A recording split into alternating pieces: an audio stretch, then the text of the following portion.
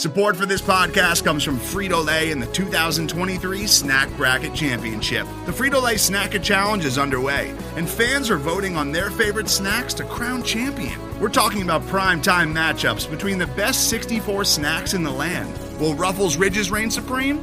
Can Doritos defend their dynasty? Or will Smart Food use their smarts for a surprise upset? Only you can decide. Get in on all the action for a chance to win up to $1,000 or a year's worth of snacks. Let your snacks be heard. Just go to fritolaysnacket.sbnation.com to vote and enter for a chance to win. No purchase necessary. Sweepstakes ends April 3rd, 2023. Void where prohibited. Year's worth of snacks awarded in the form of 52 coupons, each good for one bag of chips. See official rules at fritolaysnacket.sbnation.com. This is the Black Gold Banneret Podcast.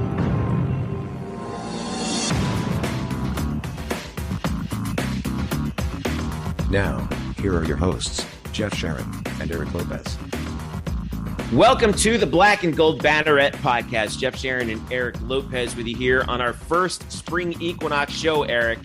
Here we go. It's here from here on out for a few weeks. Boy, we're going to be jam-packed with a ton of news and a ton of sports, and it's going to be wild.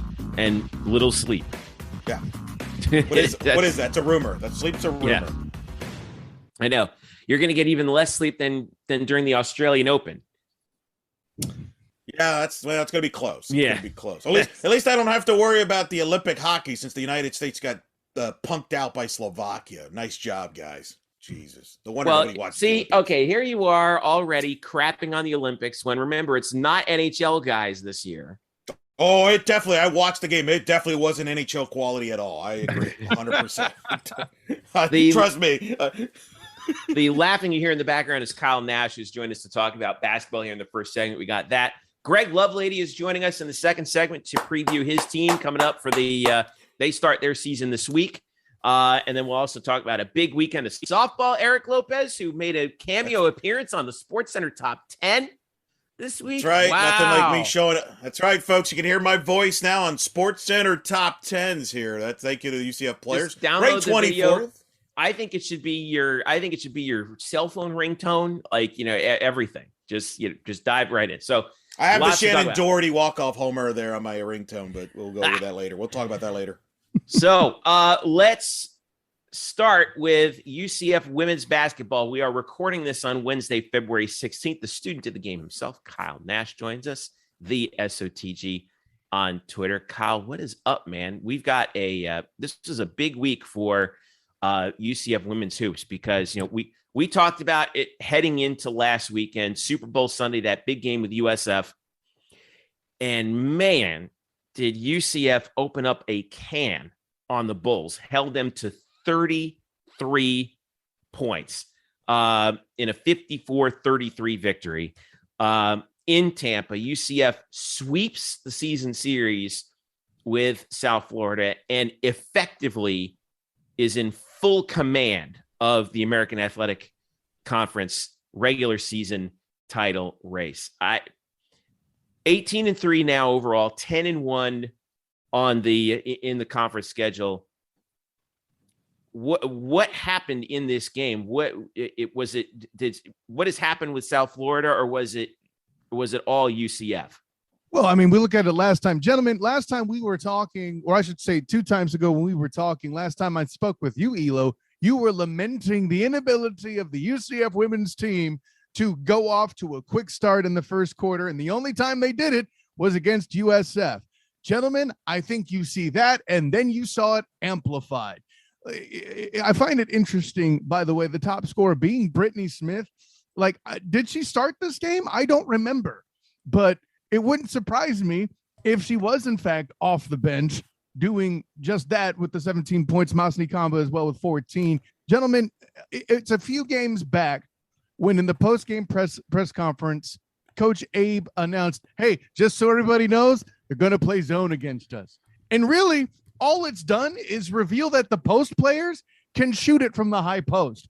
And they've been doing that. Even Destiny Thomas has a double-double in there. And it's not that she can't score. She just typically is, the lunch pail rebounder. And she has been doing that.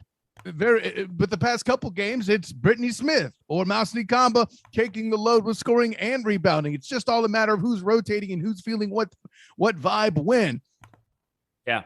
At the end of the day, gentlemen, maybe that zone's not working. If things go well again tonight against Wichita State, I might have to ask Coach Abe about that. Well, it was they held USF to 12 total points in the second half, which is just unbelievable when you really think about how good Jose Fernandez's offense is just standing still. Mousy Kamba in 37 minutes, 6 of 12. Brittany Smith did come off the bench, 25 minutes, 8 of 12 from the field. So combined those two, 14 of 24 from the field, 13 combined rebounds, and 31 of UCF's 54 points. They almost outscored USF by themselves.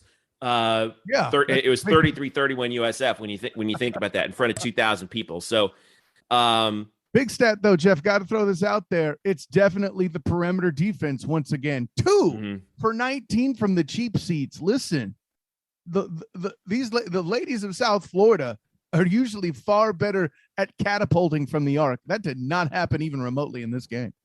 So Eric Lopez, let's talk about this. We are at the situation with UCF.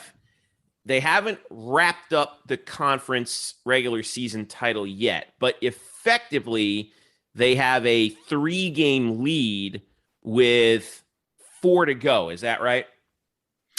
Yeah, they have a 2-game lead in USF plus the tiebreaker. So it's basically a 3-game lead. I mean, Jose Fernandez, even on his radio postgame show to our good friend Derek Sharp, told him basically conceded the race.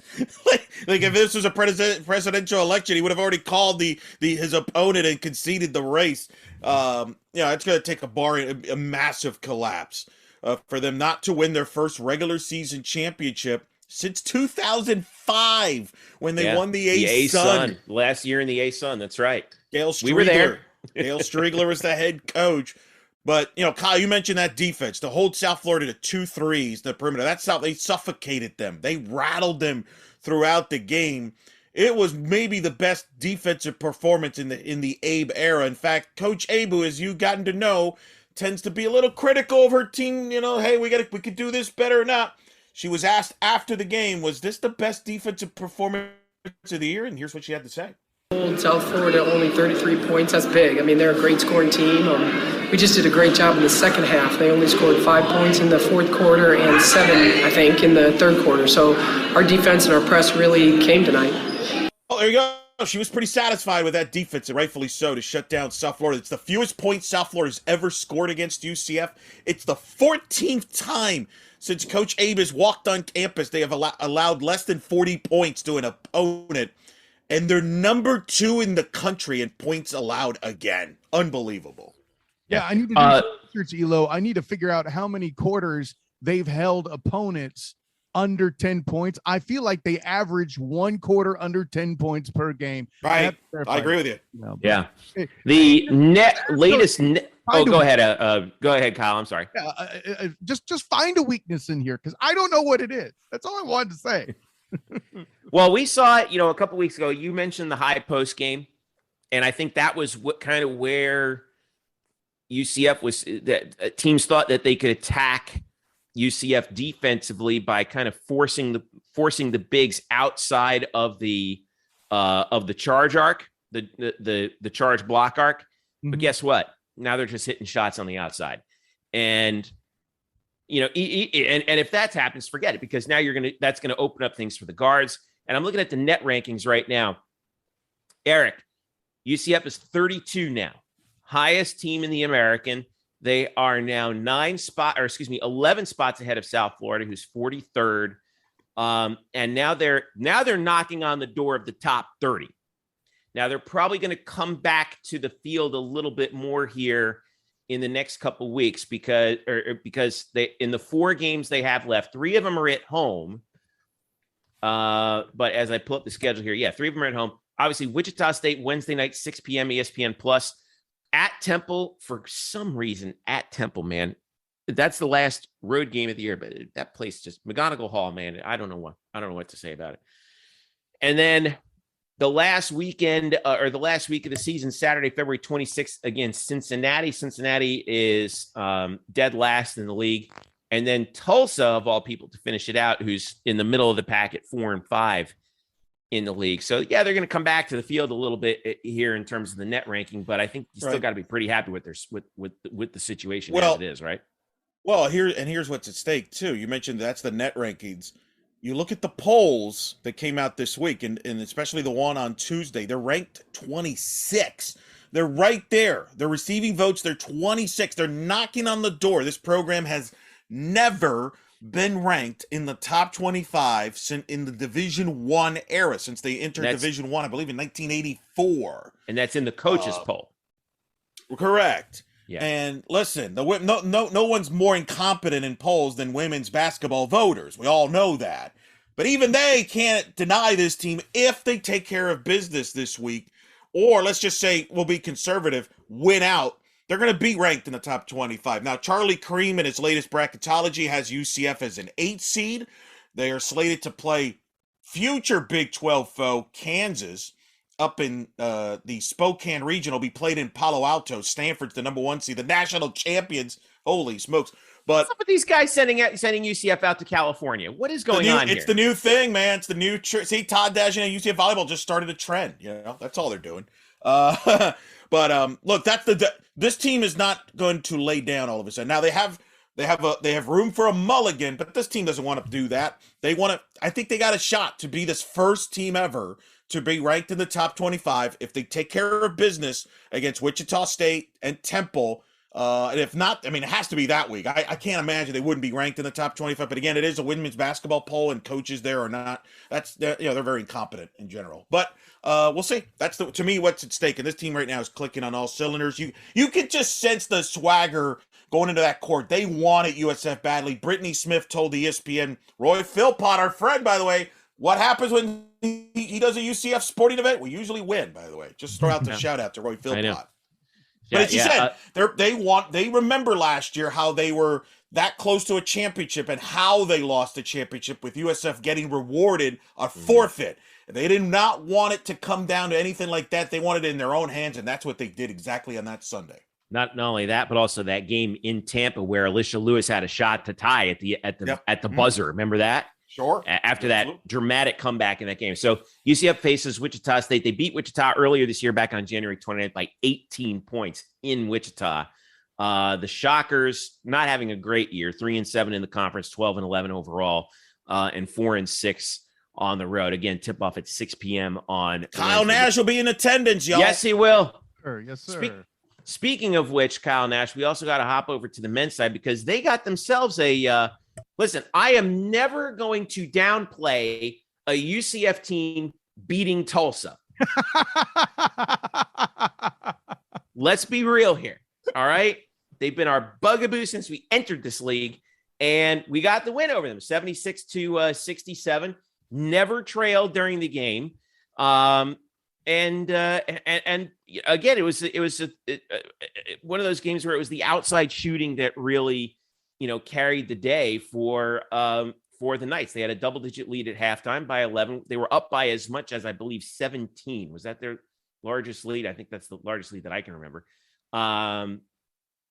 Things got a little chippy at times. There were 3 technical fouls called on UCF, believe it or not. But key stats, 4 guys in double figures for UCF. Mahan, Darius Johnson, Darius Perry, and Darren Green Jr. Brandon Mahan led everybody. He was 6 of 8, 5 of 6 from three-point range, 17 points, 5 rebounds, 4 assists. Sort of a stat filler game for him.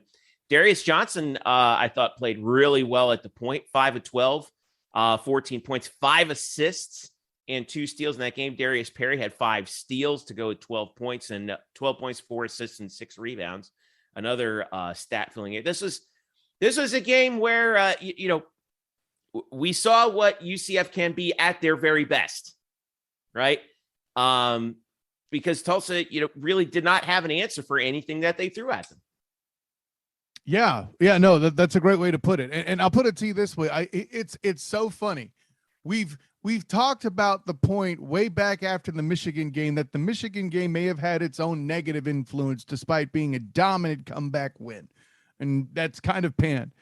Something else that our man himself, Shiken Bakejong, brought up after the Houston game is that even though they lost pretty big in the final score, throughout that game, there were moments of competition and outright greatness by this team, and I think they've built on that.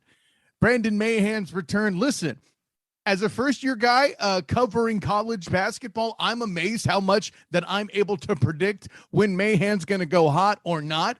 And I told you guys a couple weeks back that this docket of games is going to put them in a position to kind of trend Mahan upward. They're a little bit, air quotes, lesser opponents. He gets the opportunity to kind of feel it and get back into the swing.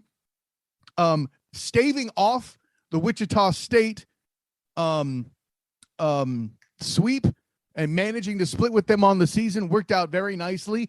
And that was the arrival of Brandon Mayhem. I think he had 19 in that one, 17 here. And we're starting to see that Johnny Dawkins UCF style of basketball with 4 double-digit scoring players. And by the way, Zhang and Walker with 7 apiece. That's the sharing and caring kind of basketball we would see on the offense for Dawkins to have a successful outing with this group. I like that the turnovers were only at 15. I like that they got to the free throw line as much as they did. So, Tulsa has that own stigma tied to playing it.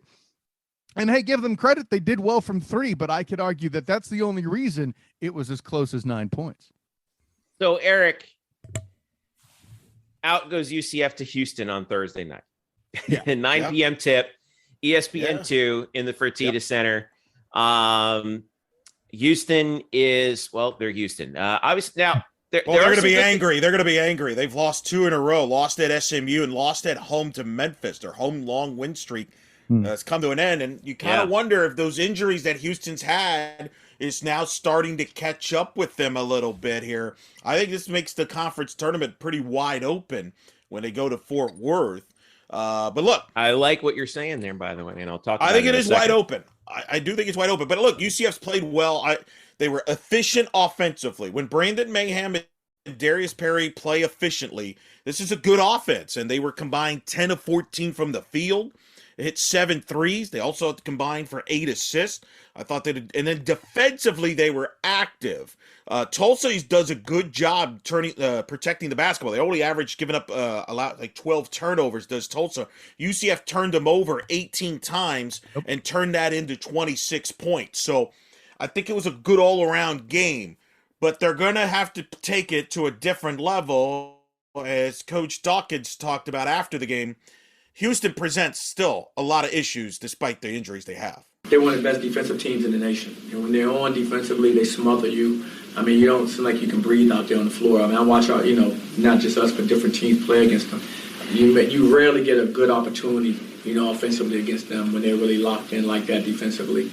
And offensively, I think they complement it with just understanding who they are. This year, they're more of a post-dominant team, and so they've been going inside a lot to Josh Carlton and to Fabian White. Those guys they've been playing off of those stalwarts in the inside interior. And when they had Sasser and those guys before the injuries, of course they would utilize those guys more. So they really do play to their strengths offensively real well, and those guys are productive, and then they smother you defensively. Yeah, so that was Coach Dawkins talking about what UCF has to do against Houston. Now, one point, though, that I wanted to make, we go back to that previous meeting between the two here in Orlando. Let's not forget that UCF was kind of neck and neck with them until about the 7-minute mark. It was a 4-point game with 7 minutes to go. And then Houston kind of turned on the Jets after that. But Kyle, I mean, you try and take some of that away and say, okay, well, the defense was working, but then everything kind of collapsed at the end of it, but is Houston gettable in this situation? Well, I'll put it this way. Yeah. Like UCF got beat as bad as they did by Houston because they were scoreless in the last 5 minutes of the game. End of story, period, point blank, insert platitude to end point here. Okay.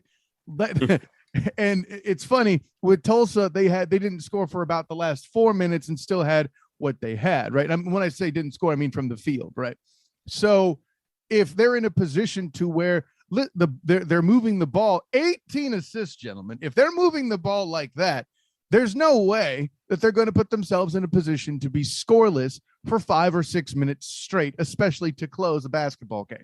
So that coupled with Houston's injuries, listen, Elo, I'm down with anger, but you can be angry all day. If you're still trying to walk with only one leg, you ain't moving any faster, no matter how angry you are. So, now if some of these injuries, if they're recovering from that, I don't know what the status. No, I mean, Sasser's out for the year. I mean, they got a couple starters. That's the big one. Yeah, he's the big one. But here's the thing that I would counter to this: Houston's defense suffocates teams. That Coach Dawkins said that in the postgame after the Tulsa win, and a guy in particular that they've had historically have really done a good job on is Mayhem. Mayhem has struggled against Houston. So the question's going to be, how does UCF get some offense? Because if they take out Mayhem, that puts more pressure on Darius Johnson. It puts more pressure on Darren Green. This team, that's why Houston, let's give them credit. In that game in Orlando, you were there, Kyle, in person. You were there in person, Jeff. Everybody was there in person, except me. I was watching at home. So they suffocated him down the stretch, and they make it tough. You can't expect UCF to hit 10 threes. Dawkins said that in the postgame. So they're going to have to be creative offensively. I think they got to go inside more. I think they got to go more inside to Mbake Jong. I think they got to go inside more to Walker, get Houston in foul trouble. This is going to be a physical game. Houston likes to play physical. The officials tend to let them play that way. You're going to have to play physical. So that's going to be the challenge, though, is can UCF get enough offense? I think UCF can defend them, but can they get enough offense against a good defense with Calvin Sampson leading the head coach there? One thing that I was really an admirer of watching Houston play in that first game at home was, we've on this show waxed poetic about Calvin Sampson constantly. And he bring back the suit. Bring back the suit. No, why would he? What's the point? Me and Murph, we missed the game when he takes the tie off at 30 seconds in. I mean, come on. What I admire the most about what Kelvin is able to do as a coach for the team is you could tell, and Kyle, I want to know if you could tell this too, watching the game. You could tell that every guy who was out there on Houston knew the scouting report on every UCF player on offense cold.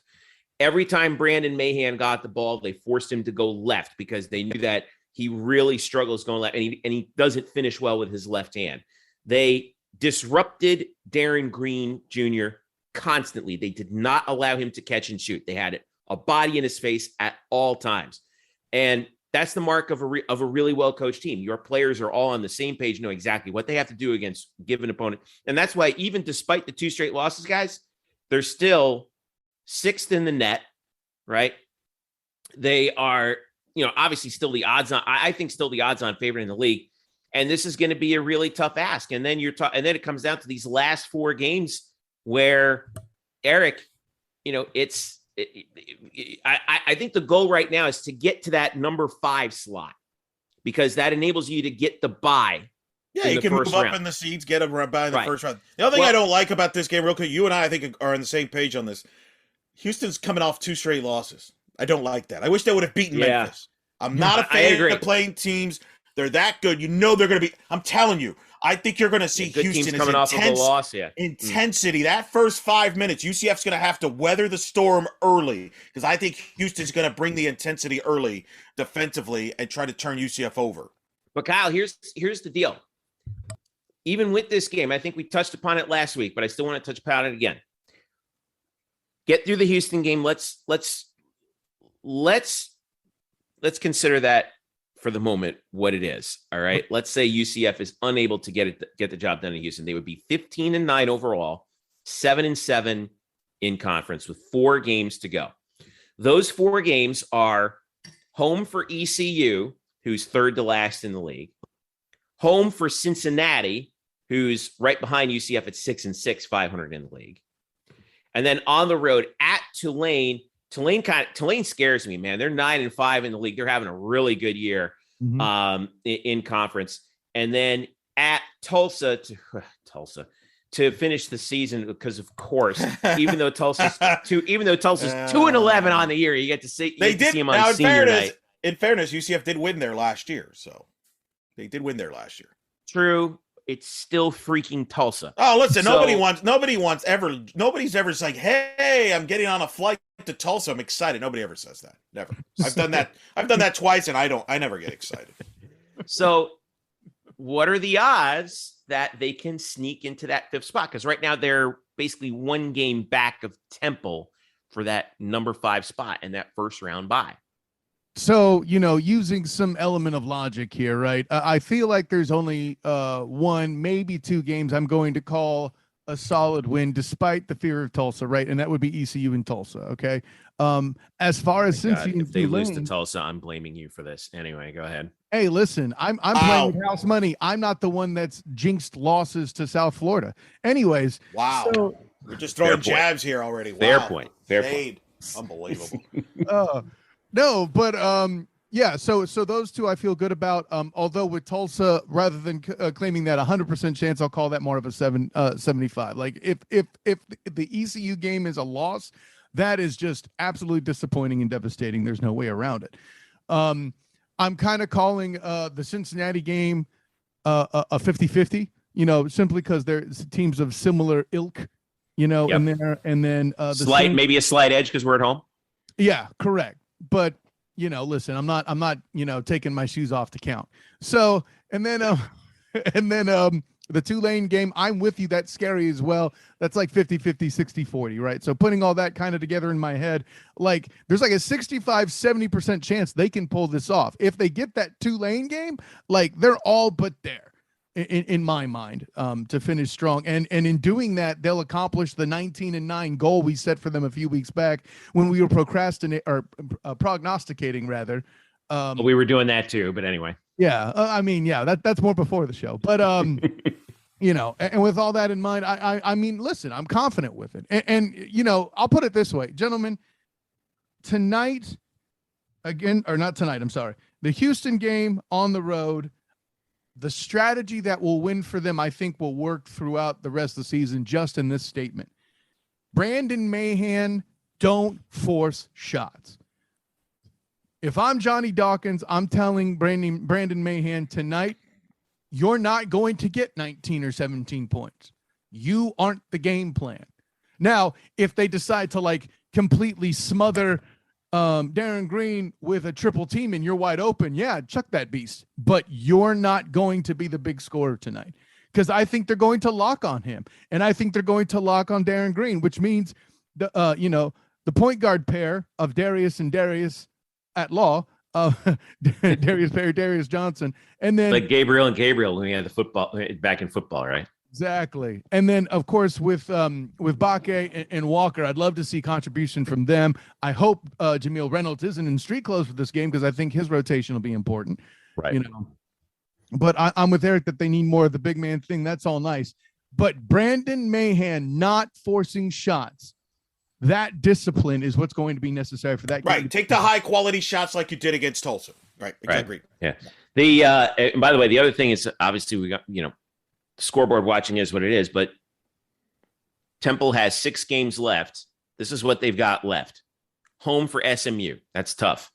At Cincinnati, tough. At Memphis, tough. Home Tulane, tough. Yeah, at Houston, tough. Right. They've got a chance to move up here. Yeah.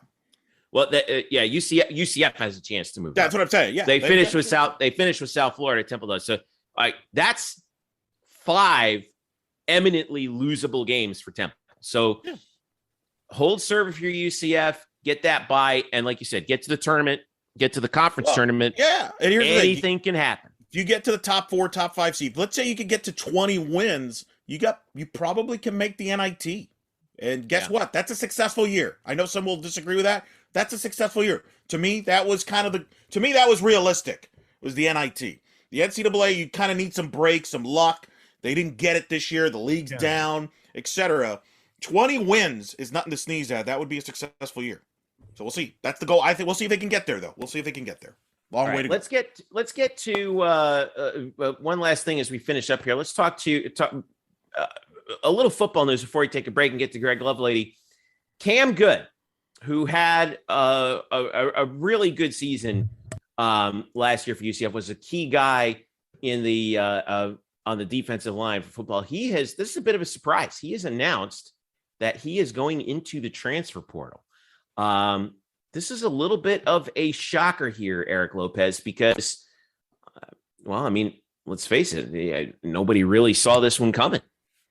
Nobody ever does. That's as we've talked in past podcasts. Well, are you sure about that? Well, except for a certain Hawaiian quarterback that went to West, and then Norman. Anyway, no. Look, obviously you don't expect that in February, but that's welcome to the transfer portal era. So I don't believe this is a coaching staff thing. This is probably just a different opportunity or whatever. Look, he was a good player. Pun intended. He's a redshirt junior last year, so he's going to be a redshirt senior next year. Right. But he's not a great player. He could be replaced. The bigger issue is the loss of nutrition now here, Kyle, in the defensive line. When you put it in totality, now you lose Cam Goode. Remember, Big Cat's moving on, graduating, right? Khalil Davis is moving. Now all of a sudden, there's some questions on this defensive line, and this staff, I think, will be aggressive between now and the start of the season. They're going to try to find a defensive lineman in the transfer portal, but now this defensive line's a question mark going in 2022 right now because of the loss of nutrition here. I love the use of the term nutrition, more specifically protein, because we're talking about beef. Listen, in my mind, maybe I will draw disagreement, so be it. It's your right to be wrong.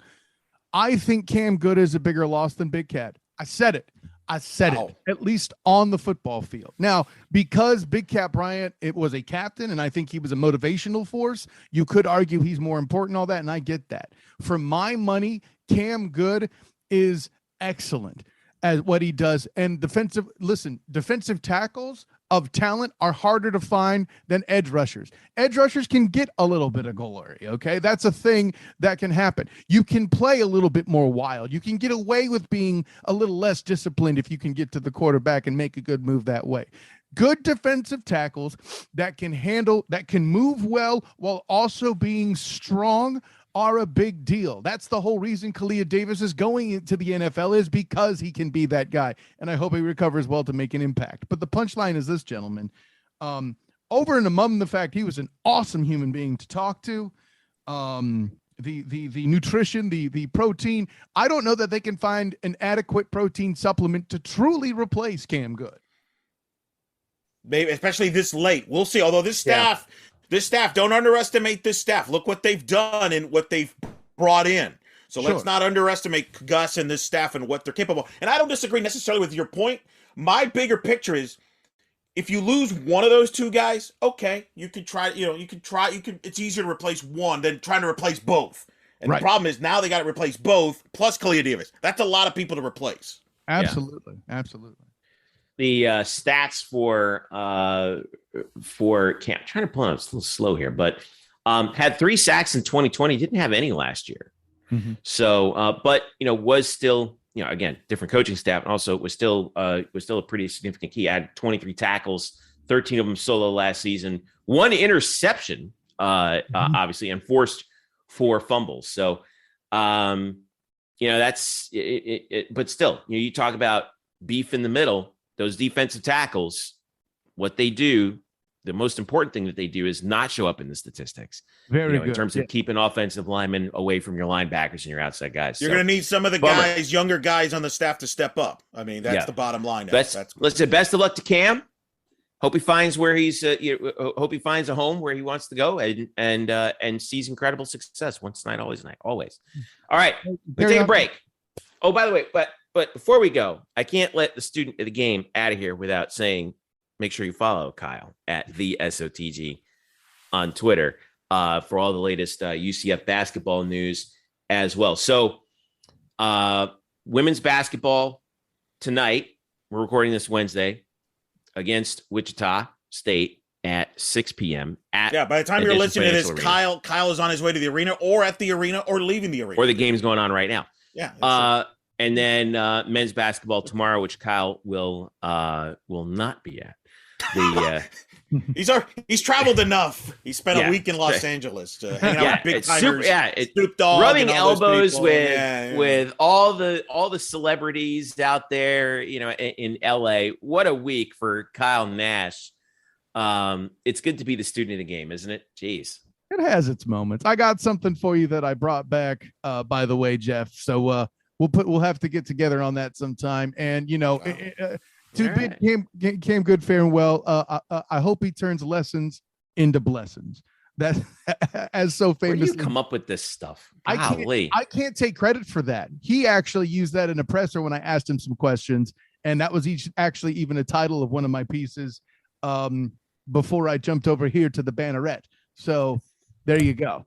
But anyways, gentlemen, honor, joy, and privilege. And until next time, class dismissed. All right. When we get back, Greg Lovelady joins us here in the Black and Gold Banneret Podcast to preview UCF baseball for 2022. The new scoreboard is up. How much will UCF light it up this year? We'll find out from Greg Lovelady when we return. This is the Black and Gold Banneret Podcast. Back after this. Today's episode is brought to you by Cars.com. With over 2 million vehicles and 50,000 more added every day, Cars.com will match you with the perfect car for you, your budget, your life, your style. And if you're ready to say goodbye to your current car, Cars.com will get you an instant offer to cash it in. Just start by entering your license plate and get matched with a local dealer who will write you the check. So whether you're looking to buy or sell, just go to Cars.com. It's magical. Welcome back to the Black and Gold Banneret Podcast. Jeff Sharon, Eric Lopez with you here. Bryson Turner also joining us here and joining us now for his annual meeting. Usually we would do this in his office, but COVID being what it is, second straight year, we got to do it on Zoom. But you know what? It's a tradition unlike any other, to quote Jim Nance. Greg Lovelady joining us for a UCF baseball preview, head coach of the UCF Knights, as his team gets ready to start the 2022 season on Friday night, 6 p.m. against the Siena Saints at John Giuliano Park, joining us from his office. What's up, Greg? How are you? I'm good, man. Thanks for having me. It's I really know it's baseball season now. I know it's opening week when we get to do this. So I appreciate you having me on as always. I know, man. So I saw you. I was at the Fan Fest, which was cool.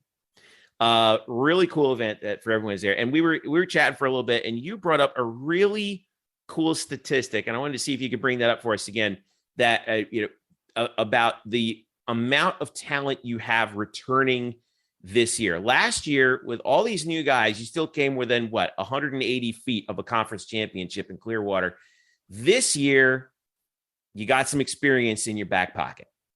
Yeah, no doubt. I mean, we had 690 career at-bats on our roster at opening day last year. This year we have over 3,500.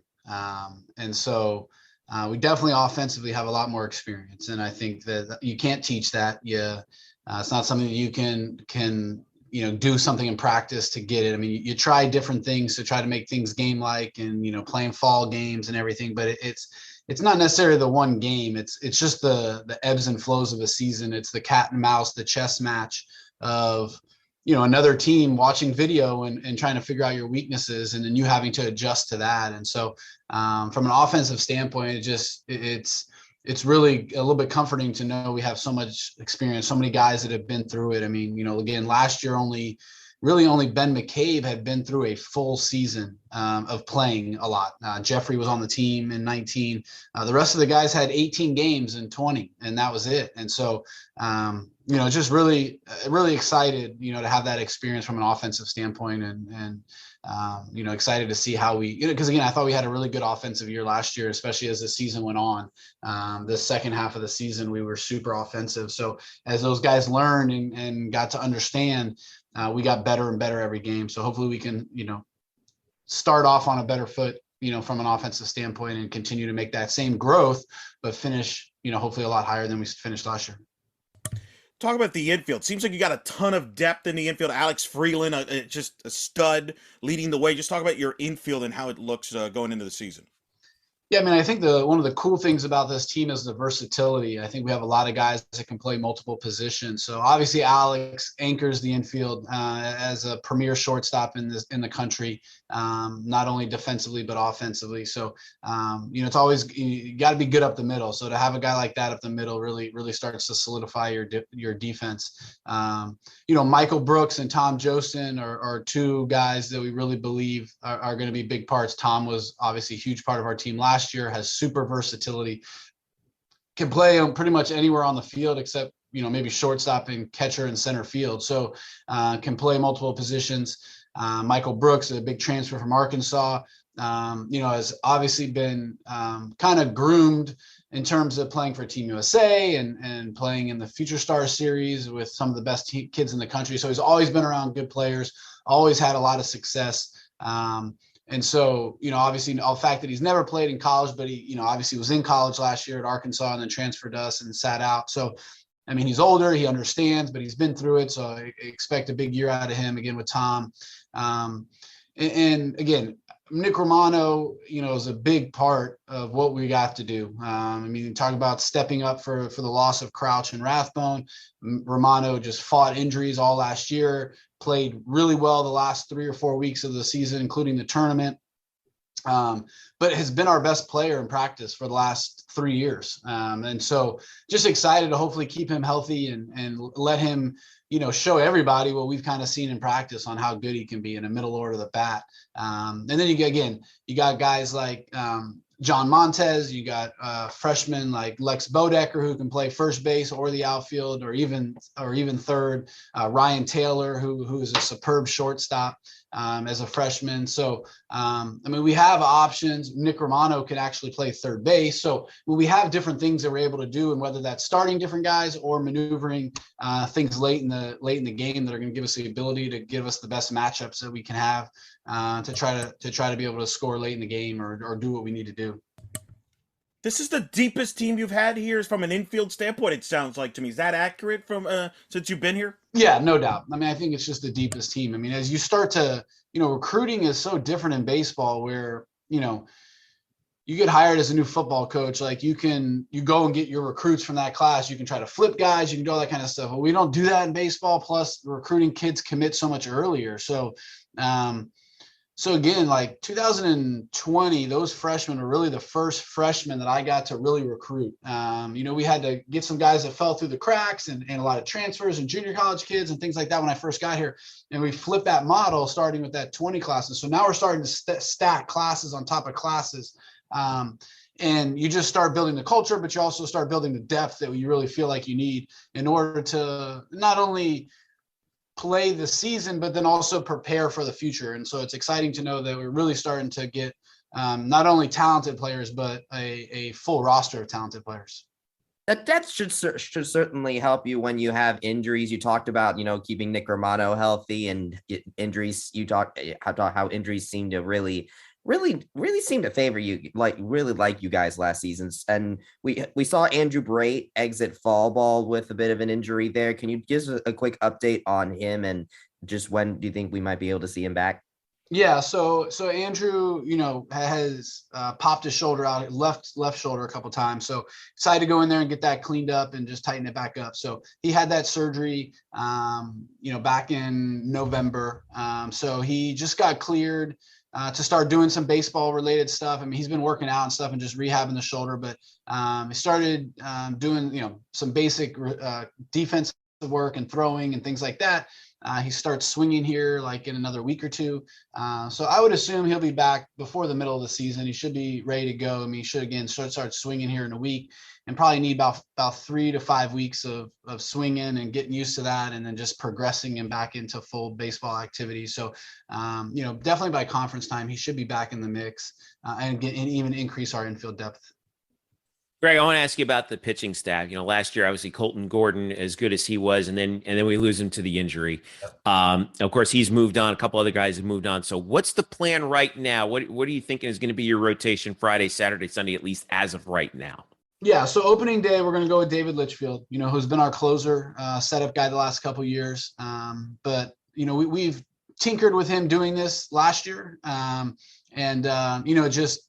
Just kind of more like needed to see what other guys would do. And guys like Hunter Patterson stepped up and whatnot. And we needed that kind of guy at the back end that we could trust. So we left him there. But again, this year we kind of, the whole fall, we allowed him to extend innings and really kind of prepare as a starter. Again, not knowing exactly what we were going to have. But he has more prototypical starter stuff than he does closer stuff. He's not a big strikeout guy. He's more about missing barrels because he's got the sinker and the cutter. So it's really tough to barrel him up. But he doesn't get a lot of strikeouts, which isn't what you're looking for at the end of the game. He obviously has more of a starter temperament. He's kind of cool, calm, and collected. Nothing phases him. You can never really see any emotion from him.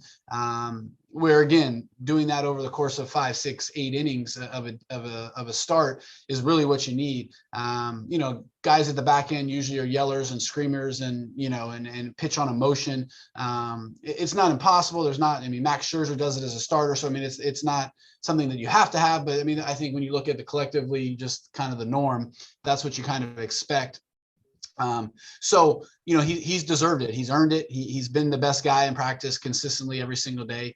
He also has the experience and the temperament for Friday nights, I believe, to not only go late in the games, but to be able to handle the pressure of having to pitch against everybody's best guy. And so I think he deserves that. So he'll lead off Friday. Saturday will be Connor Stain, big transfer from Maryland. In terms of stuff, he's our best guy. He's been 94 to 97 with 4 pitches, all above average. Has a big league body and with a big league arm. Obviously he's pitched a little bit in Maryland, lacks some of that experience, but has done a great job. Has come right in and fit in with our team. Done a great job. Has really learned how to handle his emotions. He is an emotional guy. I do compare him to Max Scherzer in terms of he pitches with emotion. He gets really amped up and excited when he's out there. So we've really worked, and I've seen growth so much for him since he's been here, just handling the mental game, not allowing things to affect him. So he's done a great job. Hunter Patterson will pitch on Sunday, who obviously had a great year for us last year. Second half numbers were phenomenal. Got off to a little bit of a rough start, but we thought we had it to handle it. And again, especially when Colton went down, he stepped up and picked up the slack. So I'm excited to him to start off, where he left off last year. And again, I think all 3 of those guys can be Friday night starters for us. So it just, again, shows the starter depth, elite talent. All 3 of those guys are going to be professional pitchers. But to have a guy like Hunter Patterson, who could easily be our ace throwing on Sunday, just shows how good I feel like our pitching staff can be. So really excited about the weekend rotation. Tuesday, I really am just going to figure it out after the weekend and see who's pitched and who hasn't and who we've used, because we got a lot of guys in the bullpen that I think need to pitch, and we're going to use in big high leverage situations, and then we'll kind of be able to reevaluate after the weekends and figure out what we need to do on the weekdays. That line that Murphy used to say, Johnny Holstaff, right? Johnny Holstaff. Yeah, Murphy would write that down there in the tweet there. Yeah. Now, with Litch now in the starting rotation, what does that mean for the back end of the bullpen, which is so important, obviously, since you've gotten here? How do you see your back end of the bullpen looking like? Yeah, so Will Saxton will and Ben Vespi will be our 2 guys at the back end of the game that we really believe in. Will Saxton, again, big left-handed pitcher, up to 97. A big curveball, good changeup, but again, pitches with a ton of emotion. Fastball is really hard to hit. It's got a lot of deception, but also because he has got some high RPMs on it, and in the high velocity, like it really plays up. We really have trouble barreling up his fastball ever since he's been here. And so, but he can also has worked longer innings, not only in the past in FIU, but also for us, we kind of have toyed with him being a starter. So I believe that he can be a non-conventional guy in terms of not just a 1-inning guy, but he can throw 2, 3. We really kind of have researched, what the guy at Arkansas and Mississippi State last year did, Carter Copps and Landon Sims, where they were closers, but Carter Copps would throw 6 innings some days. And so we kind of have looked into that and just kind of envisioned that kind of person where it's not just 1 inning. It might be 2 1/3. It might be 3. It might be 1. Whatever the case is, he's one of our top 4 arms. And so we got to make sure that we use him. I don't want to use him for 25 or 30 innings this year. I want to make sure we get him up to that 50, 60 range. And just how we do that will be a difference maker. But obviously Ben Vespi had a great freshman year last year, has been really good again for us. And he needs to pitch in those high leverage situations as well. So, and then Zach Hunsaker as well. Guys that have experience, that have pitched in those situations. Those 3 guys, along with, Cy Cox, who's a freshman left-hander that's really difficult on lefties. I envision those 4 guys this opening weekend being, if the game is close, that those are going to be the guys that close the door, whether it's a left-on-left matchup or right or whatever the case is, and some mixture of 1, 2, 3, or all 4 of them pitching in a game. And if it is 1 inning apiece, great. If it's 2 of them get to throw today and then 2 of them are going to throw tomorrow in the same situations. I think those are our right now our main guys at the end of the game at the back end of the bullpen. How important would you say depth is to this bullpen? Because Zach Bennett had some really good time last season at the back end of the game, but I noticed on your new TikTok page that he's in a cast. So are you able to talk about him and just how important depth is for your bullpen when things like that can happen to a guy? Yeah, unfortunately, Zach had Tommy John surgery about a month ago, so obviously won't have him this year. And we expected really he was going to be a big part of the bullpen as a setup guy or a closer. And so obviously, but again, because we have the depth, I mean, I think last year we lacked the depth on the pitching staff with experience, and where we had a lot of freshmen, Ben Vespi and Zach Bennett and Nick Vieira and guys like that were really having to step up and pitch a lot. Where this year we've got a lot more experience at the back end, whether it be with us or whether it be in junior college or other schools and transferring, that allows us to, next man up. And again, we're not putting a ton of pressure on some of the younger guys that are going to have to play major roles. They might turn into major roles, but they don't have the pressure of putting them in situations where maybe they're just not ready for. But as we get them their feet wet and get them into some games and get them, acclimated and understanding and learning, that they will be able to step up if anything happens during the year. But definitely a lot deeper, a lot older than we were last year on both sides of the ball. And so definitely gives you some depth, but also gives you some, peace of mind knowing that we've got some dudes at the back end that can really help us and really close the door on games. Greg, you were a catcher, and I know how much you rely on your catchers to really control the game, not just defensively, but, especially with your pitchers. You got three good ones. Obviously, Ben McCabe's back, but you also got Riley Walsh, who's that redshirt senior, who's a local kid who transferred down from Pitt. I'm guessing you're going to get some work in. And you got a young freshman, Andrew Sunday, who's a big kid, 6'5", as a catcher. And, I know how important that it is for you, but, you lose.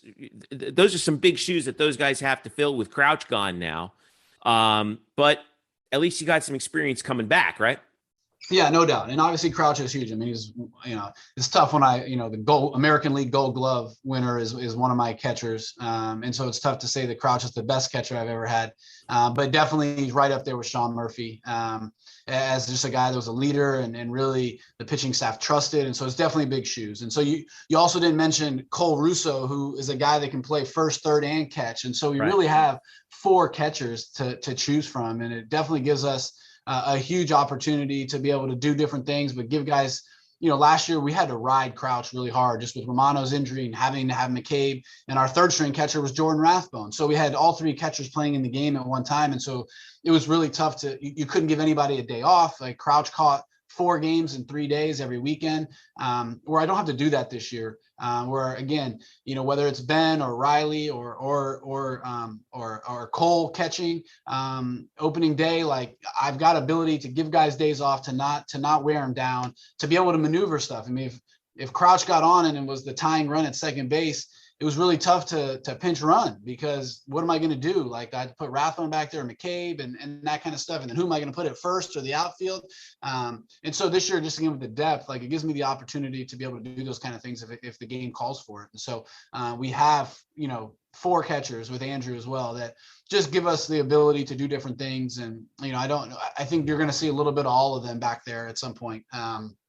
And so, I think that the guys have done a great job behind the plate of working with the pitching staffs and getting, comfortable and making sure that the pitchers feel comfortable with those guys. And so I feel like we can run anybody out there and feel comfortable with that. I don't know if he'll ever be as comfortable as you are with Josh Crouch, but, we got guys that can get at least close to it. Of course, you're led by Jeffrey Pena in the outfield. He's the leader there. I mean, it's been amazing to see his development, and I feel like there's another ceiling for him. Talk about him and the rest of the outfield. Yeah, again, I mean, last year was Jeffrey's first full season of college baseball. He was on the team in 19, but only got, 10 at bats or something like that, and played a lot of like late inning defensive substitutions or pinch running, but he never had to deal with 200 at bats. And how do you handle that? And so again, the 2020, he gets off to a great start, but again, it's only 18 games and 50 or whatever, 60 at bats. So last year having to go through that full season, I think was great for him. He's definitely, things that he needed to work on, like cutting down the strikeouts. I thought he's done a good job of that in practice. And obviously he's an elite center fielder and really locks down our outfield. So obviously to have him, and then you got basically the mirror in Trent Taylor, a 5th year or 6th year senior, a guy who's been on our program for 3 years, that has the skill set very similar to Jeffrey, can hit home runs, is just as fast as Jeffrey, just as defensive. And so it gives us, again, opportunity, the guy that maybe can step up and play one of the corner for us, come in for defensive or pinch running, which would be huge. I mean, again, if he can play the way that I know that he can, I mean, he can have a monster year for us. He's just got to be able to handle the ebbs and flows of failure in this game. And so, but Trent has definitely a lot of potential to be a frontline guy for us. Pablo Ruiz, same thing, got off to a great start as a freshman in 20, is injured beginning of last year, and that really just affected him. Just could never get the timing until later in the year, and he finished well, but the first half of the year for him was not even remotely close to his talent level. So he's healthy now. Hopefully he can get off to a good start like he did in 2020, because he has, again, the skill set. He's hit a bunch of home runs in practice in inter-squad games, so he has the ability. Lex Bodecker, as a freshman, has been one of our best hitters. Left-handed power guy from up in Ohio that has, I think, led our team in batting average. Hit a home run over the batter's eye earlier a couple of weeks ago. So, I mean, again, another guy that has versatility, but left-handed power, definitely a middle-of-the-order guy for the future for our program. But he can also play the outfield. And so I think, those 4 guys really, and Josen, can play the outfield. So, I mean, I think that group of guys really has stepped up, and you say, man, they're deep and can really be talent-wise, can be all conference type guys. And so excited about that. And again, seeing what happens with John Rice Plumlee, and if he gets the waiver from the NCAA, that gives us another guy out there. So, just excited about the depth. And again, it makes my job a little harder. I think normally this time of year, it's like, all right, these are my 9 guys, or, maybe I got to play this guy versus a lefty and platoon this guy for a righty. And even right now, as we talked 2 days before opening day, like, I literally have no idea what the starting lineup is going to be. I got so many options, and it's a good problem to have, right? But it makes it a little more difficult for me, because I got to figure out what the best matchups is. How do I get everybody in the game, and over the course of the weekend? And the great thing about our team right now is the culture is awesome, but I haven't put out a lineup yet, and that's always the big first test. Is there's going to be guys that aren't playing, and how do they handle that, and do they really buy into the team aspect and all that? I do believe that we have the right guys, but time will tell if that is true or not. It's a good problem to have when because it means you got a lot of options. It's better to have too many options than no options. And I think that's the situation. Now, you mentioned the Plumlee situation. That's still to be figured out, but I'm so fascinated by this story, because I remember being on the field for the Oklahoma series, covering the Oklahoma series, and talking to you in the post game, and how blown away you were by a young outfielder named Kyler Murray. Yeah. Who's ended up being the #1 draft pick. And I'll never forget your comment about how you were blown away that this guy was like the best player on the field, basically being a part-time baseball player. And he ended up being a top 10 first-round draft pick. Now you've got a kid in Plumlee who's playing 2 sports. Talk about how did that process work with you and Coach Malzahn, and how does that work in that process to bring him in like that? And obviously you both are going to have to work together as far as him handling football and baseball obligations. Yeah, no doubt. I mean, obviously he goes into the portal, and, he goes into the, you can go into different sports. So obviously I don't look at football as portal. So I just look at baseball. So I saw him in the portal, but to me, it's irrelevant knowing who he is and that he's going to want to play football. So, I think normally when guys go into the portal, if we believe that they can help us, we reach out and try to get background and see what's going on, what they're looking for, and all those kind of things. Obviously with John Rice, nothing that really was going to pique my interest, because it didn't matter if I was interested, if he wanted to play football. So, but then I got a call from Coach Malzahn, and, and he obviously had interest and wanted to know if we had interest and if we had a spot and what we thought. And and so obviously we did our background stuff, and and obviously just kept in touch with Coach Malzahn over the next couple hours and days, and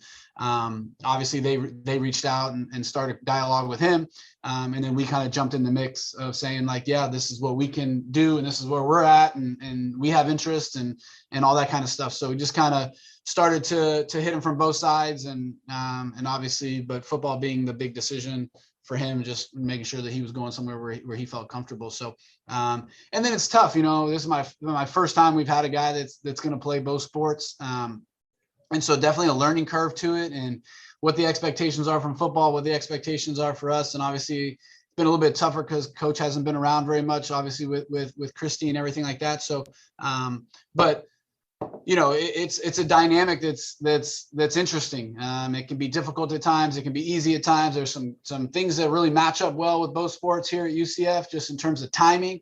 But also, there's a lot that goes into it with NCAA rules and trying to stay under those different types of restrictions. And so it's definitely been a challenge. And obviously it's difficult. The thing with Kyler was that when we watched video of Kyler early on in the season, it just was like a different player. We played them like in late May. And so just to see his growth of actually being at the baseball field and playing and getting all these at bats, going back to that experience, like he was an inexperienced guy that had probably touched a bat in 6 months. And now all of a sudden in the 3 months of playing, he just got better and better and better. And, the player that we saw in video was not the player that we saw in the games. And you just saw that growth. And he was by far the best player on the field that day. If we had played him in week 3, he probably would have not been the best. I mean, I know he wouldn't have been the best player in the field. He might not have been the top 10 players on the field that day.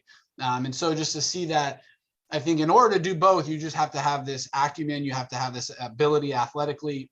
You have to have this aptitude to be able to learn things on the fly and quick, because what our hitters are having to learn over the course of, we've been hitting every day since August 25th. John Rice has not been doing that. And so how do you catch up in terms of reps and being able to see the baseball and timing?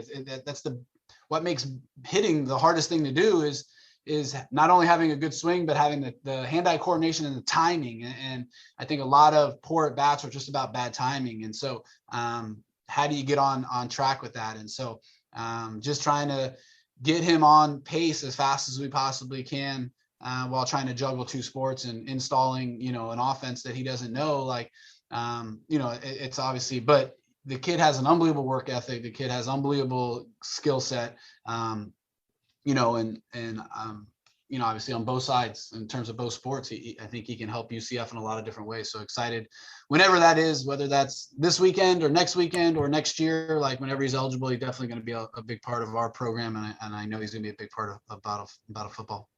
First guy to do football and baseball since D Brown here at UCF. But that was a long time ago. That was 2004, I think. Go ahead, Bryson. You look at it, D Brown's probably the greatest hitter in UCF history. Yep. So to be able to play 2 sports and I think he's the career leader in hits. He's top 5 in RBIs and maybe doubles or home run. I mean, he is in top 5 in almost every major category. And to do that by playing both sports, scary to think what his numbers would have been if he was swinging a bat full time. Yeah, that's true. Yeah. Go ahead, Bryson. Coach, you talked earlier about how during last season you had to have all 3 of your catcher eligible players out in the field at the same time. I think some of the one of the biggest themes that we've kind of been going over multiple times in this interview has been your depth and had been your depth. So would you say your team is more prepared for when things go wrong than they were last season? Because, obviously with injuries and the pandemic being what it was then, things kind of did go that way. So would you say this time around you're a little more prepared for those situations? Yeah, no doubt. I mean, one, obviously, like going back to the depth and recruiting talented players and having, we feel like are 38 really super talented kids, but also the experience and age. It's easy to say like, oh, well, we have some talent, but then you have the experience, but also do you have the maturity and the age? And, you had to put freshmen that are inexperienced and maybe, unprepared, or, again, if Trent Taylor's not playing or Pablo Ruiz isn't playing, you have guys that are older, that are 21, 22, 23 years old, that are mature enough and understand maybe the bigger picture, and maybe are more team oriented. And so, I think just from a totality standpoint, like we look at all the different angles, it's definitely exciting to kind of know that, we can overcome some things, but we can also, and whether that's poor play or, injuries or whatever the case is. And again, late inning, tactical stuff, like there's a lot of different options that we have, a lot of great players, a lot of talented kids that, again, I've got 12 guys minimum offensively right now that I feel like in any other year, they're guaranteed to start and might hit in the top 5 or 6 in our lineup. And that's going to be our entire lineup, 1 through 12, any day that we go out there. A couple of things. Instant replay, college baseball. I've heard that it will be used in conference play. Is that accurate? Did the American talk about instant replay and some of the other rule changes this offseason in college baseball? Yeah, so in the past, we've obviously had it in the postseason, and then basically it was a team by team thing. You could have replay in those non-con games, and non-conference games. You could have it if the other team had it. And then last year we voted as a league originally if the league didn't vote for it, then we couldn't do it. So even though the NCAA said you could use it, we were not allowed to use it in conference games. And then last year we voted as a coaching staff that we thought that the other team, if anyone had it, we wanted to use it, but we weren't mandating it. So last year, I think Wichita had it. I think ECU had it, and I think Tulane had it at their parks. So any games that were played at their parks, there was instant replay. Any of the other parks, there was not instant replay. And then this offseason, we as coaches voted that we thought that we should mandate it, that all parks should have it. So that was pushed through by the ADs and SWA. So this year in all conference games, we will have instant replay. So there will be some. I don't know exactly in the non-conference games for us if we'll have it. I believe we'll have it on some games, not some games. It just depends on obviously where we're streaming the games and what's going on around campus. Is if we have a basketball game going on the same day, or a softball game, or a spring football game. So there's a lot of things that go into that, I think. But I don't know if we'll have it for every game, no games. Not 100% sure on that, but we will. We are mandated by the league to have it for every conference game this year. How do you like the system? Yeah. What's the system like? It's just most teams have, I think it's a minimum of 3 or 4 cameras situated around the field, and whether that's part of their ESPN Plus broadcast or whether it's something that they're also doing streaming or for the video boards or scoreboards or whatever. So I think you have to have a minimum of 3 or 4 cameras, and then the umpires just have a room with a TV that obviously somebody in the control room is able to show them those 4 different angles that they have, and see if the umpires see anything different than what the ruling on the field was. Is it like something where you can challenge a call? Yeah, so there's some different rules, and it's hard to get into all of it, but we have 2 or 3 challenges a game, but then also, especially late in the game, I think it's the 7th inning on, then the umpire has the ability, if a coach questions anything, if they feel like they want to go to instant replay, they can. So so we have the ability to challenge it. Obviously, I think if you win the challenge, it doesn't count. And if you lose a challenge, then obviously you lose, one of your abilities or your challenge kind of numbers or whatnot. So, but then late in the game, in the last couple innings, the umpires have the ability to replay anything that they feel like is questionable or a coach is asking about or whatnot, just to make sure that they get the call right. Good that they're doing that. Get the call right. I want to ask you about schedule real quick too, Greg. You open up with Siena. Mm-hmm. Joe Sheridan's coming back into town as their pitching coach. I know that's going to be weird seeing him across from you, but aside from that, Ole Miss is coming in. You guys have played them when they were played them last year. Florida A&M coming into town as well. Greensboro. You're going to Florida State for a couple before the conference schedule starts. So a lot of usual suspects mixed in there. Jacksonville, Miami, of course, but it's good to have Ole Miss coming in and some of these other teams that are, even if they're not ranked, kind of right on the cusp there, and were really good and had really good seasons last year and could really help out that RPI ranking. So tell us about how the schedule came through and what are you looking forward to the most? Yeah, I mean, I think it's just again, and the American is such a grind. It's such a challenging conference. And I think that our non-conference games need to try to mirror that as much as possible to try to prepare us for what we're going to see when we get into conference play. And so obviously Sienna's been here for so long and opening it up. And obviously Tony's been there for 50 something years and just obviously a great kind of tradition, I guess, that's been going on with him, and good to have him back and be big and good start to the season. Obviously, tough going to Georgia Southern on the road. They're a really good program, really offensive, been good on the mound too. So, I mean, they're just a really good Sun Belt program that is going to be a huge challenge for us on the road. But, obviously, then we get Ole Miss, going to be they're 5th in the country, I think, right now. They should be top 5 when they get here. That's going to be a huge challenge. We obviously went up there and had a chance to sweep, took 2 out of 3 from them. They're obviously probably going to be hungry. We're not going to be surprising them, that's for sure. But they'll be ready, but it'll be a huge challenge at home. And then, again, we've got Greensboro, Sanford, but obviously the Florida State series on the road, the Miami at home, which, again, those 2 teams, Florida State will probably be top 5 or 10. Miami will be top 15. So you're getting some really high-level competition that you gotta show up, and you gotta. They're great benchmarks. These are the types of teams you got to beat in regionals and super regionals if we want to go to Omaha. But it's also a good benchmark against the teams in our league. But it gives you an idea of where you're at, what you need to get better at, but also gets to showcase you against some of the best teams in the country. And if you want to be one of the best, or be the best, you got to beat the best. So you got to go and play well against those guys. And so, again, FAU, obviously perennially ranked. North Florida's been good. Jacksonville, always scrappy and has given us a lot of problems. So, a lot of these games are going to be challenging, which is going to help us be better for conference, going to prepare us for the regionals. Going, last year going to a place like Ole Miss, they host regionals and super regionals almost every year. So you get to be in those atmospheres. Florida State be the same thing. Playing at their park is not easy. So you get to be in those regional type atmospheres, playing in Miami late in the year. Like those all things are going to prepare us not only for playing in hostile environments like in East Carolina, but also when we get to a regional and playing in those type of environments. So I think the schedule plays out well. It challenges us, and gives us a weekly opportunity to go out and prove to everybody how good we think we can be.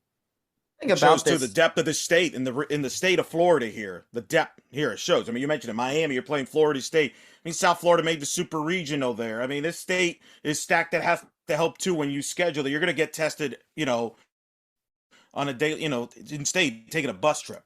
Yeah, no doubt. I mean, Florida's a uberly talented state of baseball, from the talent in high school levels to junior colleges to obviously just the programs and coaches. And obviously we're doing a very good job of recruiting in Florida, but we're also going to get some kids that, don't want to play in the snow, want to come down and enjoy the sunshine down here. So, I mean, I think it's just obviously I think KZ talked about it with the why would you want to go to play in baseball and the football in the Midwest, let alone a sport that starts when there's I think Ryan Taylor, one of our freshmen from Wisconsin, parents, they're trying to get out to come down for opening weekend. He said they're about to get hit with 30 inches of snow. Like, why would you ever want to try to play a sport where your opening day is 30 inches of snow, So I think that, the programs down here just do a great job of recruiting, developing, and, it's obviously a huge challenge every single time you try to play one of those teams. No matter who they are, no matter what conference they're in, they're all going to be really talented.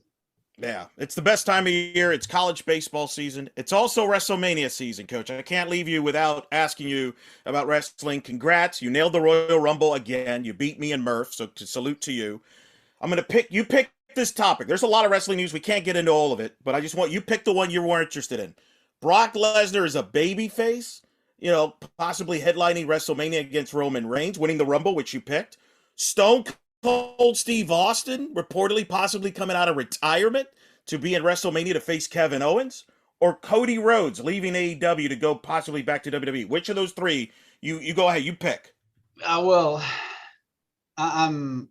I'm still upset that The Rock is not wrestling Roman Reigns. I think that's why they're not making money off of that. I'm not a big Brock Lesnar guy, so I'm not really interested in that. Cody Rhodes, I'm still not sure that that's not a shoot and that's all that he's going to pop up on Dynamite next week. And my walkout song when I played was none other than Stone Cold Steve Austin. So there's nothing more excited than I am, not even remotely in the same stratosphere as if that guy comes out of retirement. I will be glued to the TV and more than excited to see him back in the ring. And rumors obviously saying that he might go up against Kevin Owens. Kevin Owens is dropping some shade on the state of Texas, and some people think that's Yes, he did. Be the match, and stunner versus stunner and all that stuff. So I would be jacked up to see him back in the ring one more time. Hey, we're gonna get Harlan and Von Wagner out here, 2 former UCF football players out here. Greg, come on, we got to get these guys out here. I know we got wrestling night coming up, so you never know who's going to show up. They were at the basketball game a couple weeks ago. I know. True. A couple other guys from NXT. I was there. I saw them. So hopefully I keep pounding the table. I'm like, we got to get those 2 guys in a match at some point.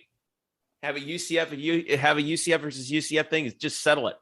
I don't understand why on wrestling night we don't have a ring right outside the stadium. And I know. That's what I'm saying. Need money. I don't think I haven't pitched that idea. Just have Todd Dagenet as the special guest referee. And you're good to go. You're covered. You know what I mean? I mean, we're set. I think you're going to get. Dagenet looks like he could be a referee. You have that image in my head, and I can't get it out now. That's a natural. I think you're going to get Reigns Rock. By the way, I think they're saving it for LA a year from now. I think you're going to get that. I think that's what they're doing. Yeah. Well, The Rock was busy, hyping up the Super Bowl this weekend. Yeah. But all right, Greg Lovelady, thank you so much for joining us. We really appreciate the depth and the insight that you give us every year, man. Spring has sprung, baseball is back, and it's going to be fun. And hey, this year also we got the new scoreboards up and running, and at FanFest they tested out the new audio system.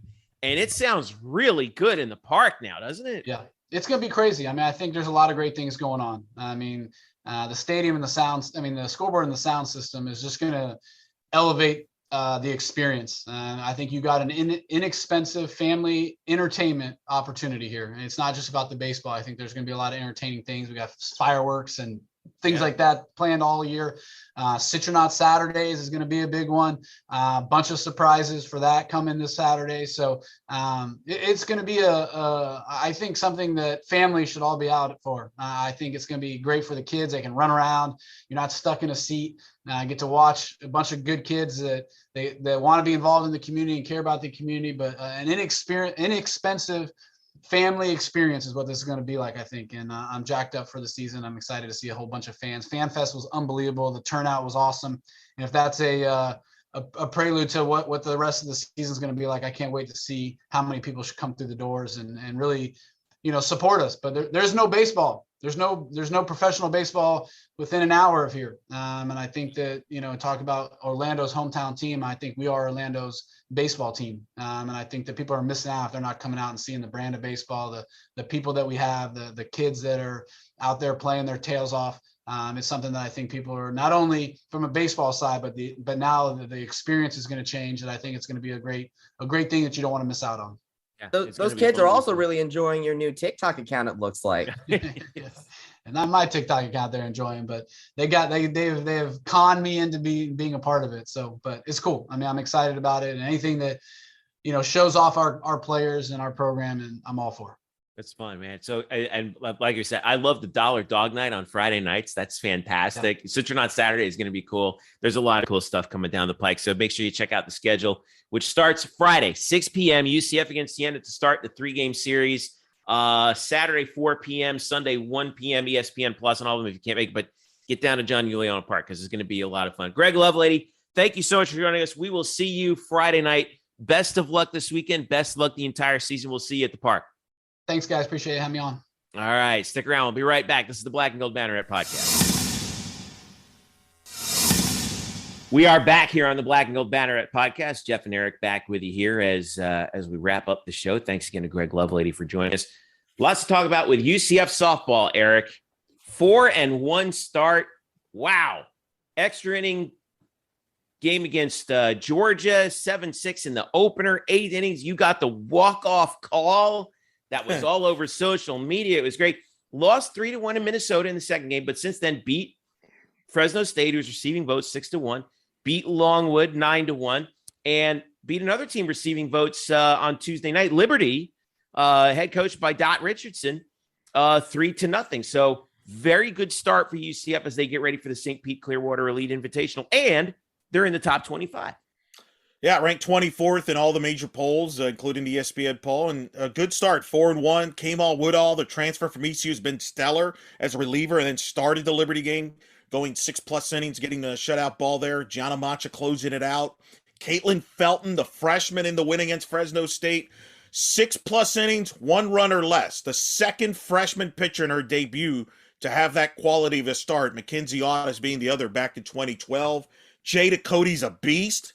10 RBIs in the last 3 games. So a lot of positives here for Coach Paul Malone through 5 games in. And after the Liberty win, I had a quick chat with her, and I talked to her about what has she learned about her team through 5 games. Plus, of course, she just picked up her 100th win already at UCF. I just felt like she got here. I don't know. Anyway, we talk about that, and then, of course, go into Clearwater for the marquee tournament. Here's Coach Paul Malone. You know, you're facing a challenging start to the schedule. We'll talk about what's coming, but what have you learned so far about your team you didn't know going in?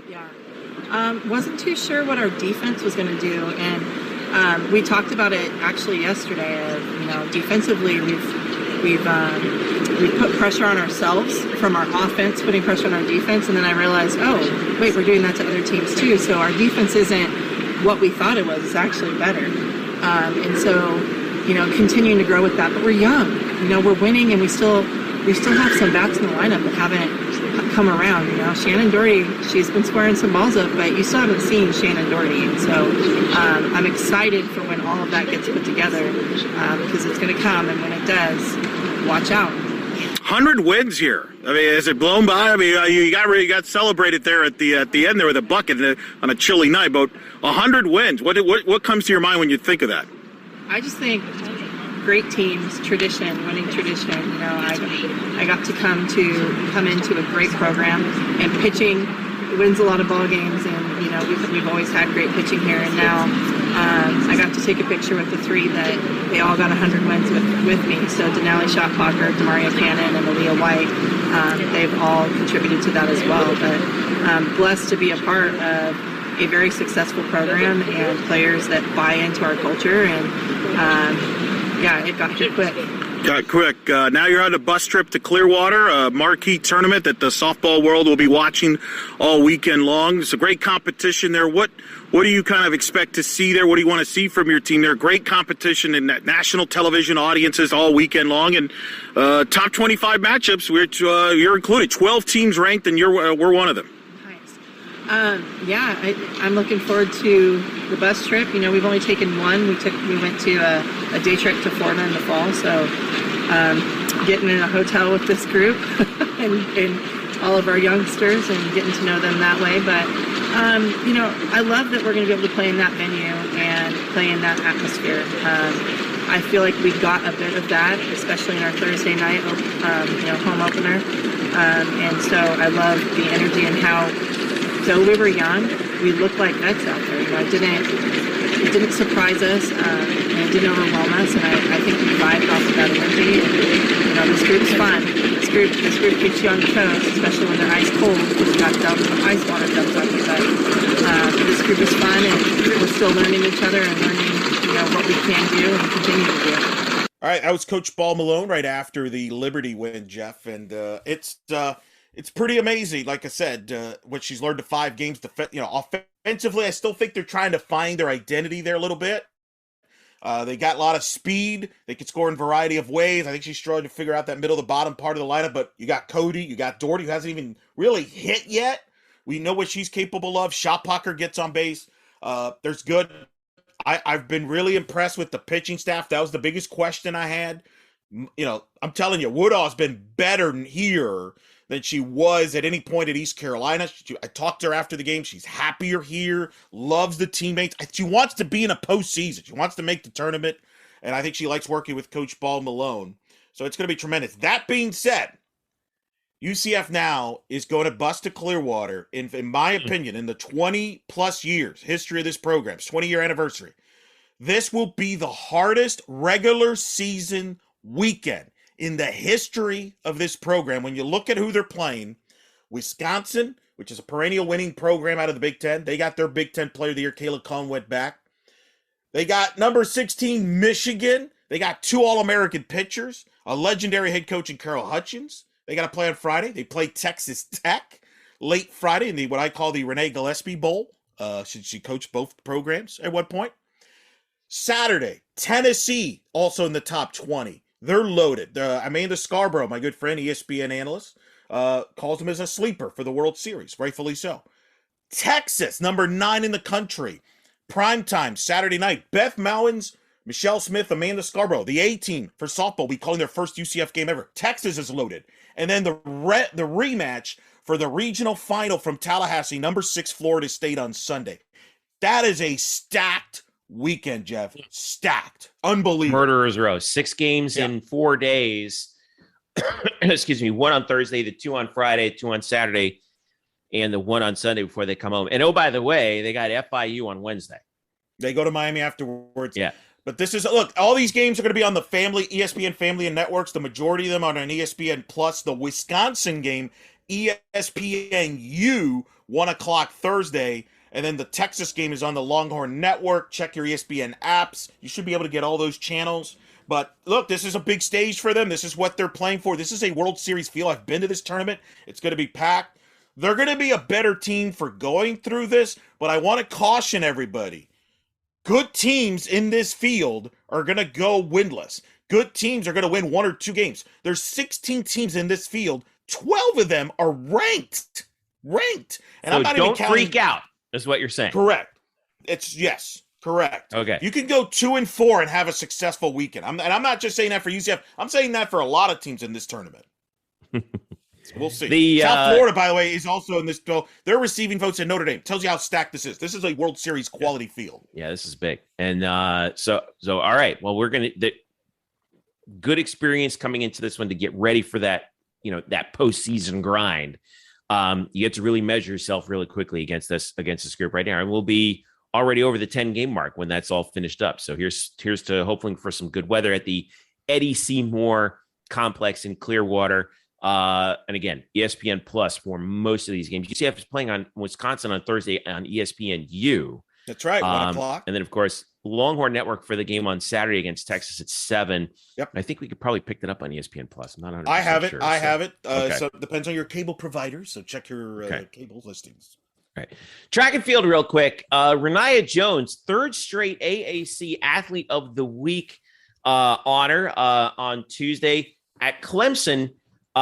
Personal best 8.03 to win her 60 to win the 60-meter hurdles, and she set a new school record. That was in the prelims, and then in the final she breaks the school record held previously by Jackie Coward, who was actually, remember, Jackie was our very first interview on this podcast. That's right, you interviewed her. Yeah, all those years ago when she was trying out for the Olympics in 2016 in Rio. 3-time indoor All-American Jackie Coward, I should say. 8.01 for Rayniah Jones in the 60-meter hurdles to set a new school record. And also, she has now matched Anne-Marie Blaney for the most weekly honors in the American. 4 weekly honors as member for the. Just name the award after AAC. her. Just name the award. The Rayniah after Jones Track Athlete of the Week. Yeah. I think it has a nice ring to it. But congrats to Rayniah. She's an absolute star. And, to now start eclipsing names like Jackie Coward, man. We are at a peak right now. You talk about the equinox. We're at the equinox of great female athletes right now at UCF. When you consider Rayniah Jones, McKenna Melville, Jada Cody, all on the same campus at the same time, Jeff. Man. Same time. And wow, I'm looking forward to seeing. She's 2024 in Paris, man. I'm marking it down. We're going to see Rayniah Jones in the Olympics one day, and we're all going to, and we are all witnesses. All right, to this. I can't wait to see. We got to send you out there. You're Mr. Olympics on this show. Oh, I want to go. I would love to go out to Paris. You could the Olympics. Well, if she's on the U.S. Holy national team, smokes. you've got an excuse. I know. The and one other thing that I wanted to mention also here that just got launched, got a little heads up on this earlier, but congrats to Mackenzie Milton and the folks at his venture Dreamfield. They have launched Mission Control, which is the new NIL collective targeted for UCF student athletes. underscore Mission CTRL on Twitter. Thanks to Corey Stanisius, who helped me out, or who gave us the heads up on this. We've heard about the collectives at Florida and Florida State. Now UCF has their own, Eric. And, whether or not you like the whole NIL thing, it's happening. And I think this is a good thing for UCF to kind of, for not UCF. I remember this is not affiliated with the athletic department directly, but right. This is an independent collective that enables UCF student athletes to profit off of their name, image, and likeness. Well, and here we had, of course, Mackenzie Mill. We had on the show talk about this. You can check that out in our archives, on our podcast feeds, and as well as our YouTube page. As big of an impact as Mackenzie had on the program on the field, I feel like he will equally make a significant impact off the field by helping future UCF athletes. And I'm glad you said student athlete, because it's not just football here. A lot of the athletes, especially in the Olympic sports, are benefiting from NIL, which is a good thing, and Mackenzie's helping them out. I've heard great things from other athletes that are involved with KZ and the company. Brings a lot of legitimacy to that. Yes, credibility. Again, that's significant, and to help these student athletes out, no one better than KZ. Really, I think that's going to be his legacy off the field. Whatever happens in pro ball with praying plural and all that, off the field, his impact's going to go long past just on the field contributions. Yeah. So, really interesting to take a look at this. I'm interested in finding out more about this, like how this all works, because, we're all kind of learning about this on the fly. Some of these things are going to work. Some of them are not. I do agree. But they have a good game plan. They have a good game plan, though. That's my hope. Oh, they've got their ducks in order. That's my hope. And, having Mackenzie in there, I think the most important thing is like he gets it. There's a lot of similar things that are out there, not for UCF, but for other schools that there's a potential for a lot of shadiness with this kind of stuff. But having Mackenzie in there, I think brings, like we said, brings that air of legitimacy, and also the ethos that I hope is that, the student athletes come first and, set them up for their careers to build that nest egg, like what we're hoping for. So, listen, best of luck. I'm interested to see if we can find out some more on this going forward. So I think we've learned in the past, no, don't doubt KZ, right? And anything he does. I think he's proven critics wrong before, and I think he could prove people wrong. If anybody wants to question anything he's doing right now, I'm not. I definitely that kid does not take no for an answer easily. I'll tell you that. So again, congrats to KZ. Congrats to all the folks over there for launching. Let's see what it's able to do. All right. As we wrap up here, thanks again to Greg Lovelady for joining us to preview UCF baseball. Starting up this week. Play ball. New scoreboard ready to go. Let's light that thing Brian up. Murphy, we got free baseball. Murph, come out to the park. Murph, you miss a little baseball. Come on, Murph. Congratulations to, or also thanks to the student of the game, Kyle Nash. Thanks also to Bryson Turner. Couldn't have Bryson on the show here, but again, thanks for his hard work. He's going to be covering baseball for us. Make sure you follow me. It's Bryson Turner, the SOTG. And then plenty of other things that we got going on. You'll be doing softball. Well, not this weekend. Eric Lopez, Elo. I'll be tweeting from right. You'll be following the Clearwater everything pretty closely. So, yep. And basketball. Equinox is almost here. Yep. So plenty of things to talk about as we head into this, as the spring sports equinox makes its way forward for us. So for all of us here at Black and Gold Banneret, I'm Jeff Sharon, saying thank you so much for listening. Follow us, UCF Banneret _SBN. Also follow us at facebook.com/Black and Gold Banneret, and subscribe to our podcast if you don't already on Android and Apple Podcasts as well. And if you do subscribe, give us a rating. Tell us how we are doing. Thanks everyone for listening. Enjoy the weekend coming up. Busy one for you. Here we go.